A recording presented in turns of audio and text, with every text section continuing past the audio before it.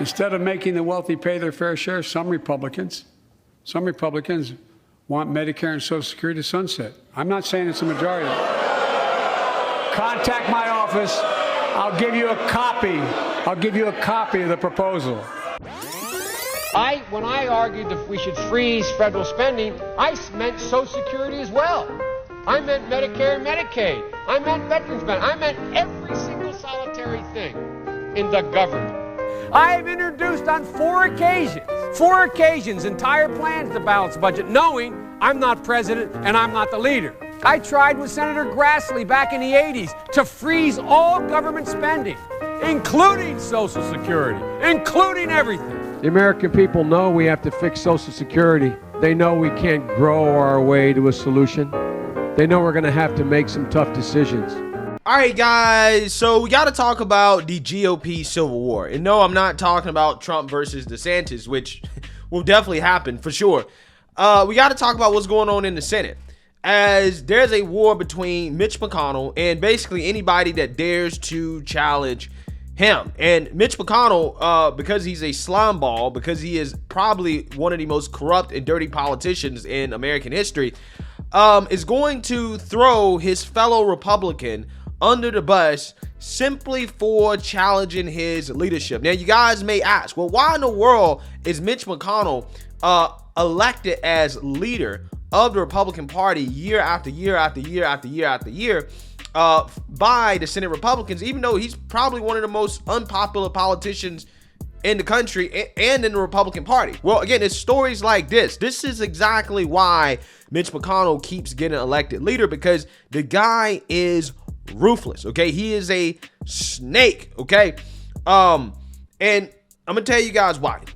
Because Mitch McConnell is siding with Joe Biden to throw Rick Scott, who's a senator from Florida, under the bus as somebody, a Republican that wants to cut Medicare and Social Security, which is basically a non-starter, right? It is a career ender for a politician, okay? And Mitch McConnell is trying to end Rick Scott's career simply for challenging him, okay? So if you guys remember, Joe Biden, at his State of the Union address, he got booed by Republicans for claiming that Republicans want to cut Social Security and Medicare, okay? Which is an outrageous lie, okay, from Joe Biden. No Republican has said that.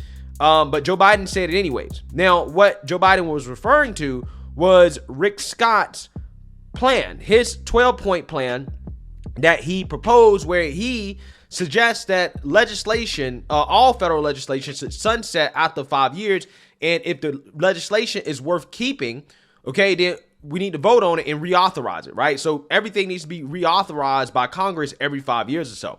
Joe Biden extrapolated that to basically say, oh, well, that means he wants to cut Medicare and Social Security. I'm actually going to let you guys listen to Rick Scott's response to Joe Biden, and then we're going to get into what Mitch McConnell said. Take a look. Tampa yesterday, President Biden talked about his plan to protect Social Security and Medicare, and he had some things to say about one Florida senator. Rick Scott, listen.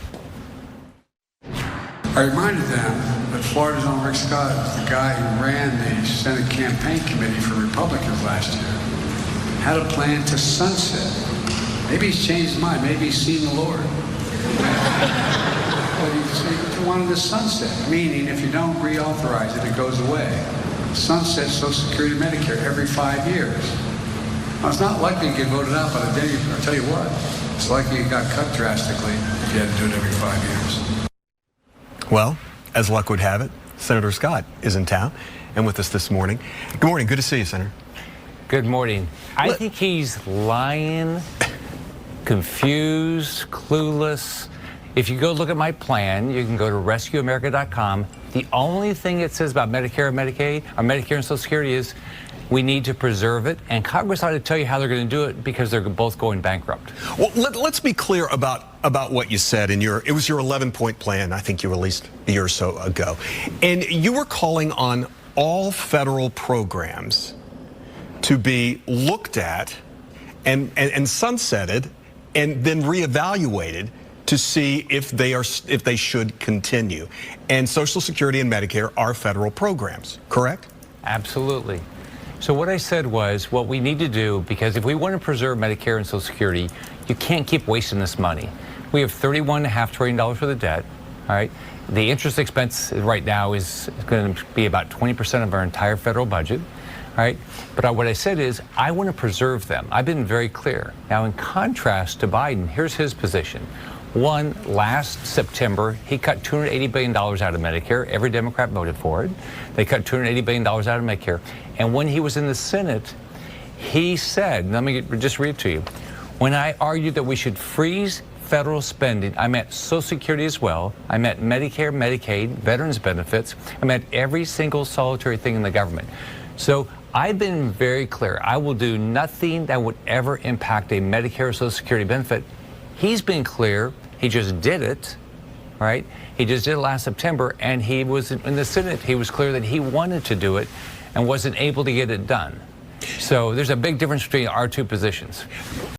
Yeah. So what was Mitch McConnell's response when asked about Joe Biden claiming that Rick Scott and the Republicans wanted to cut Social Security and Medicare? Well, his response was basically to agree with Joe Biden by throwing his fellow Republican colleague under the bus, Rick Scott, and not properly explain exactly what Rick Scott's plan is and what he's actually proposing here. Take a look. The Republicans want to sunset Social Security and Medicare. So is that true? Well, unfortunately, that was the Scott plan. That's not a Republican plan. That was the Rick Scott plan. The Republican plan, as I pointed out last fall, if we were to become the majority, there were no plans to raise taxes on half the American people or to sunset Medicare or Social Security. So it's clearly the Rick Scott plan. It is not the Republican plan. And that's the view of the Speaker of the House as well. But Rick Scott's out saying that's not his plan at all, and I know the documents the president's holding up. So what is the Republican answer in terms of Social Security and Medicare for the American people to hear to counterbalance what the president's saying? Well, Speaker McCarthy said Social Security and Medicare are not to be touched, and I've said the same. And I think we're in a more authoritative position to state what the position of the party is than any single senator. So Rick Scott's really not back in the fold yet after he ran against you for leadership? Well, this doesn't have anything to do with that. I mean, it's just a bad idea. I think it will be a challenge for him to deal with this in his own reelection in Florida, a state with more elderly people than any other state in America. Yeah, so the reason why I'm doing this video is because this situation kind of highlights an unfortunate reality in politics, which is that framing is everything, okay? And politicians oftentimes don't make hard but necessary decisions because they're trying to get reelected, which is why we need term limits, okay? Because politicians, the incentive is not to do what's best for the country, okay? What's best for the budget, what's best, again, overall for the long-term health of the country. No, their incentive is to say and to do whatever is best for them, increasing their chances of getting reelected. I don't disagree with Rick Scott's plan in the sense that, yeah, I think that every federal program should be reevaluated every 5 years because the current state of Social Security is going to be insolvent by the mid-2030s. And you know how the politicians do. They're not going to do anything about it. They're not going to touch it. They're not going to actually address the issue that everybody knows is coming up until the last minute. They're going to wait until like 2033, right, to actually do something about it, right? They're going to do something about it at the last minute, which means they're not going to make the necessary changes needed to actually make the program solvent long term. They're not going to do that, right? They're going to rush something together, right? And they're going to probably just throw more money at it and run up the debt. That's what they're going to do. But again, the unfortunate reality of, politics, especially when it comes to some of these programs, right? Social Security, Medicare, you can throw defense spending in there as well too, is that it is not popular for anybody to come out and say that they want to cut those programs at all. Okay. In fact, again, that is the fastest way to end your career as a politician, whether you're a Democrat or Republican. Go out there and say that you want to cut Social Security, which is basically UBI for old people who can't work. Medicare, which is basically universal health care for old people, right? And defense, which is basically the amount of money that we spend on war and defending this country. At least up until 2023, that is, recently in politics, yeah, you couldn't say that you wanted to cut defense spending, right? If you say you want to cut defense spending, you were seen as anti-military, right? But I guess now, because of the way of politics and the dynamics have changed a little bit, the military going woke and people getting tired of the wars, there's a little bit of leeway. You even see some Republicans saying, look, we need to cut some of the, military spending, because those three, between defense, Social Security, and health insurance, that's over 50% of the budget, right? I mean, that's what we spend most of our money on, okay? Obviously, we have those, small things that the government wastes money on that shouldn't be there. Those things should be cut as well, too.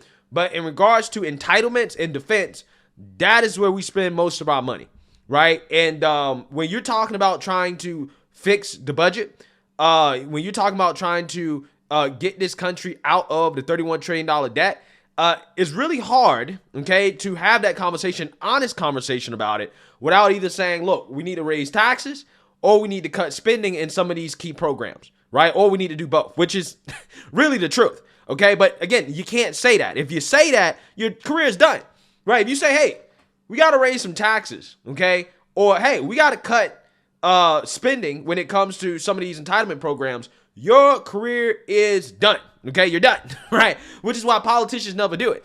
And that is why we keep running up the debt. This is why the debt has gotten to $31+ trillion, is because no politician is incentivized to actually do or to say things that, again, most people are not going to agree with, because nobody wants to basically be the guy that says, hey, look, we got to make some cuts to the money and the health insurance that grandma/grandpa is receiving, or the money that we spend to defend the country.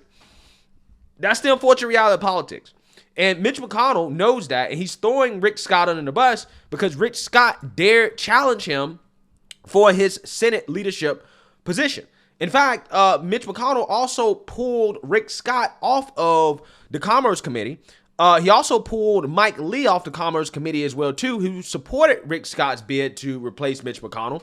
And again, that tells you everything you need to know about Mitch McConnell and who he is. Instead of going after Joe Biden and attacking Joe Biden for his proposals to cut Social Security and Medicare in the past, no. He goes after his own colleague because he doesn't like the fact that Rick Scott dared challenge him, right? Dared say, hey, maybe we should consider new leadership in the Republican Party, especially considering how Mitch McConnell doesn't have any plans, right? How is this guy the leader of the Republican Party in the Senate? He doesn't have a plan. What's the Mitch plan? What's the McConnell plan? He doesn't have one, right? His plan is literally just to oppose Democrats no matter what and keep getting rich. That's his plan, okay? Rick Scott actually proposed something, okay? And, he said, look, I want to be leader. Mitch McConnell took offense to it and decided to try to destroy Rick Scott's career and remove him from Senate committees simply for challenging him. And this is why you don't see Republicans challenge Mitch McConnell, right? When people ask, how does Mitch McConnell keep being leader of the Republican Party in the Senate? Well, it's because of this. Because if you challenge Mitch, he will ruin your career. Right? Which is what he's trying to do to Rick Scott, right? Basically coming out here and going along with what Joe Biden said about Rick Scott and not properly explaining the whole point of Rick Scott's plan and what he's trying to do. That is him trying to destroy Rick Scott.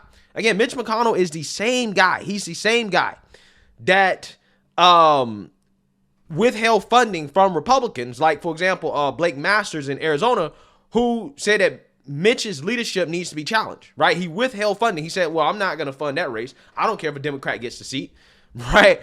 I'm not going to allow somebody who may challenge my leadership and my authority to become a Republican to get elected. Again, this is politics, guys. This is politics. This guy, Mitch McConnell, this is how he operates. This is how he rolls. And this is why nobody ever challenges him for his leadership. This is why he remains the leader of the Republican Party in the Senate. And this story right here is a prime example why. So let me know what you guys think. Make sure you like, comment, and subscribe. Most importantly, share a Black conservative perspective. Peace.